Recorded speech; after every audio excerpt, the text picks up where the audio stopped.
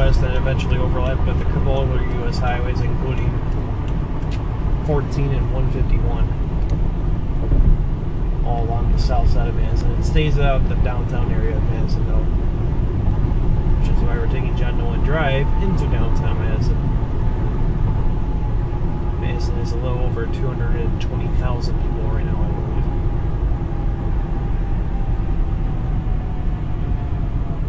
Off on our left is the Alliant Energy Center, known for hosting several concerts. Is that right? It said the temperature's 27. That doesn't sound right. That doesn't sound right. I thought it was supposed to be in the upper 30s today.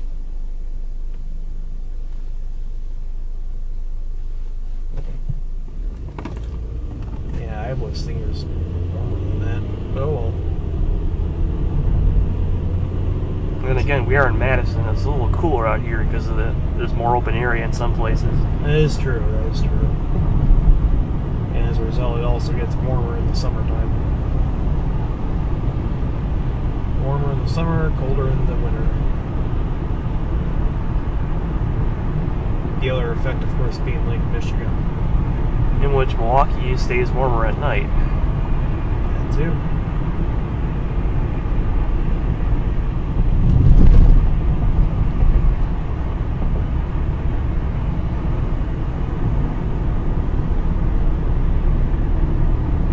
I know that this stretch of John Nolan Drive will eventually narrow to 4 lanes, 2 in both directions. Right now it's 6 lanes, but I can't remember which lane ends.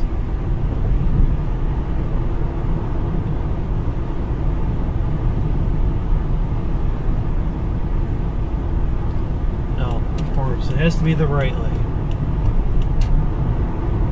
So we'll increase briefly to 45 now as we prepare to cross bridge over Lake Monona. Downtown Madison skyline is off on our right now, with the state capitol building being the tallest structure in the city. Currently that is a city law that has the case, but they are actually repealing it and they are building some skyscrapers. Monona Terrace is also off there.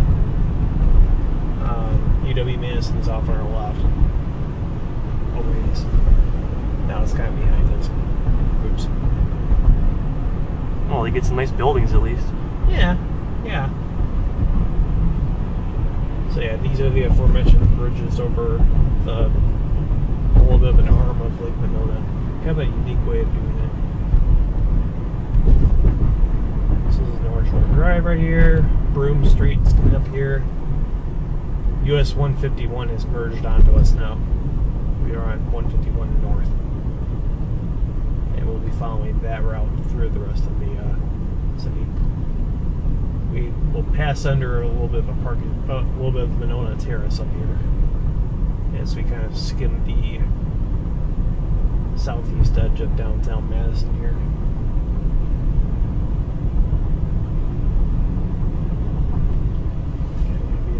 Lane.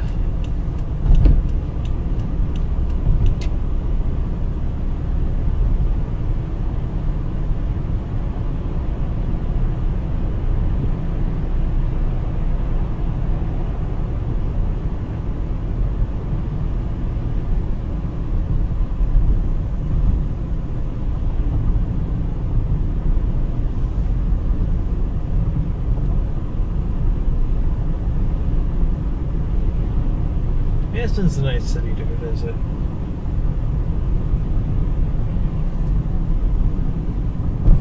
It's generally a friendly city. Yeah. Crime rate's pretty low. Has enough activities going on that you'll entertain yourself. The Badgers play there. All in all, pretty good city to visit.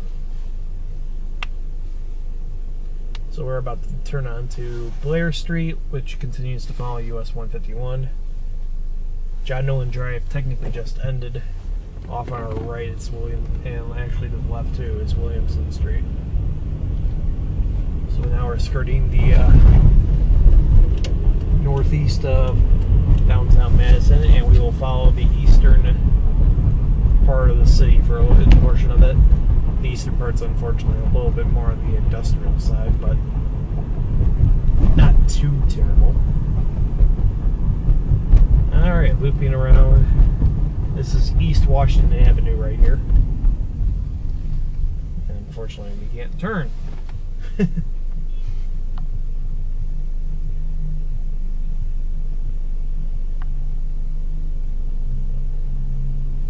They recently reconstructed East Washington Avenue as well, and they put on some new lights. Those look like actually the same lights they have in Jefferson. But yeah, they repaved it. The entire stretch is 6 to 8 lanes. I suppose since you can't exactly get a freeway onto this section of Madison because of the lakes, I mean, they did what they could. After all, it is an isthmus. Yeah. There we go.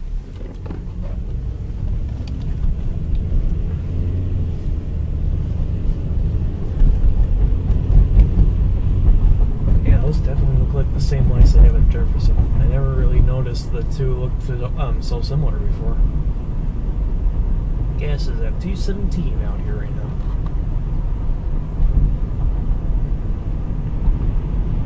Speed limit along the stretch is 35.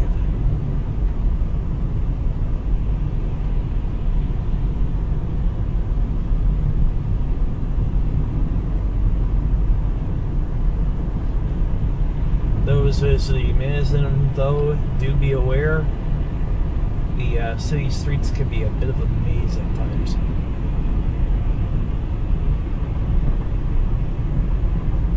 Theoretically, it should look okay, but at times you just wind up on a different road or so. I don't know. Johnson Street in particular is most confusing. Doesn't it like change names like 5 times all throughout? I forget, but yeah, you're right. Some of these can be pretty confusing. Yep. I don't know which would be more confusing, Madison or Waukesha. I'd probably say Waukesha, but I've lived there for most of my life, so I already have it down. But I mean, for people who have not lived there, Waukesha would probably